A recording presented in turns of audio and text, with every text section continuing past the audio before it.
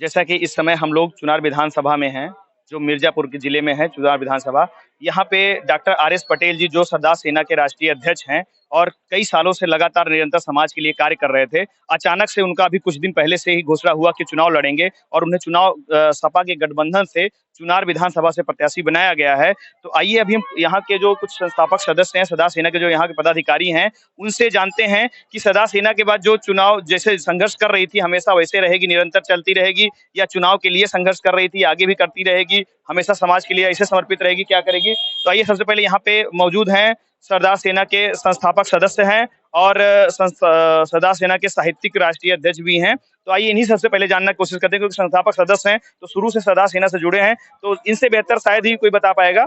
तो सर, जैसे कि सरदार सेना निरंतर पहले समाज सेवा का काम कर रही थी, तो चुनाव के लड़ने के लिए काम कर रही थी या फिर चुनाव जीतने के, या चुनाव लड़ रही है उसके बाद भी निरंतर कार्य करती थी? देखिए, समाज सेवा बिना राजनीतिक सत्ता के उसका क्रियान्वयन नहीं कराया जा सकता। जिन चीजों के लिए सड़क में डॉक्टर आर.एस. पटेल संघर्ष करते हैं, अगर वो बात सदन पर कही जाए, सड़क चिल्लाने के लिए नहीं है, ये बात अब पता चली है। इसलिए ये संगठन अब राजनीति की ओर मूव कर रहा है कि हम लोग राजनीति में अपनी भागीदारी करें, तभी हम लोगों की जन समस्याओं को हम उनका तुरंत स्थायी निराकरण कर पाएंगे। ये संगठन का अचानक से कैसे ख्याल आया, कि क्या सोचा कि राजनीति में आना चाहिए? और सभी लोगों ने प्रेरित किया डॉक्टर साहब को कि भाई आप जब एक तरफ से लोग आपको तमाम फर्जी मुकदमों में फंसा रहे हैं, खत्म करने का प्रयास किया जा रहा है, तो डॉक्टर साहब का संघर्ष, जो उनकी आवाज है सड़क से, वो सदन तक जाए।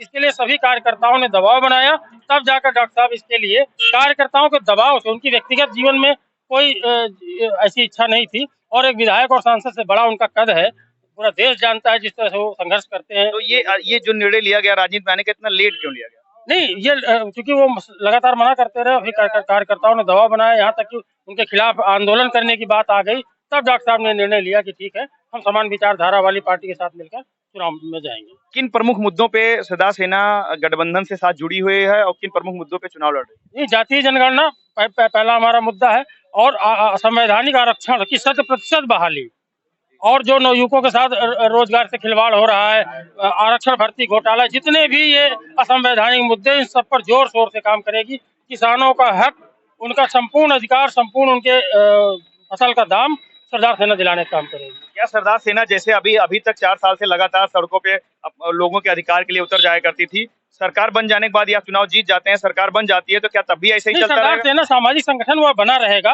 डॉक्टर साहब अगर विधायक बनते हैं तो सरदार सेना की जिम्मेदारी दूसरे लोग संभालेंगे, ये संगठन हमारा बना रहेगा। यानी डॉक्टर आर.एस. पटेल जी बदल सकते हैं, लेकिन सरदार सेना नहीं? नहीं, वो विचारधारा नहीं बदली जा सकती। संगठन बड़ा है, व्यक्ति नहीं बड़ा है।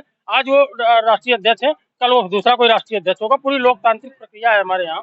अच्छा, जैसे कि सरदार सेना के राष्ट्रीय अध्यक्ष जो डॉक्टर आर.एस. पटेल हैं, वो मीडिया से भी जुड़े हुए हैं, तो मीडिया को लेके अभी तक किसी भी पार्टी ने कुछ ऐसा नहीं कहा उनके सुरक्षा के लिए, उनके चीजों के लिए, तो क्या ये मीडिया से जुड़े हुए हैं? क्या ये बात सदन में कुछ मीडिया के लिए? बिल्कुल, इस पर अभी बहुत अच्छा प्रश्न किया। अभी कुछ दिन से इस पर गंभीर चिंतन चल रहा है, और मैं स्वयं भी एक पत्रिका का संपादक के रूप में पत्रकारिता से मैंने शुरुआत की थी, और मैं समझ सकता हूँ कि नंगी धार पर चलने का काम पत्रकार साथी करते, तो सभी पत्रकार साथियों के लिए उनका दुर्घटना बीमा मुफ्त में सरकार की तरफ से हो, और उनको उचित मानदेय भी मिले, क्योंकि वो भी लोकतंत्र में चौथे स्तंभ के रूप में अपनी सहभागिता दर्शाते हैं। इसके लिए हम सदन पर प्रश्न उठाएंगे।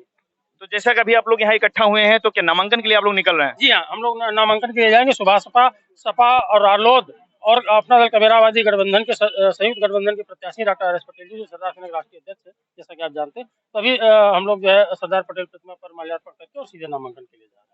बहुत बहुत धन्यवाद। आप देखते रहिए ऐसे ही अपडेट के लिए, आपको हमारा अलग अलग विधानसभा ले चलते हैं और अपडेट दिखाते हैं। धन्यवाद।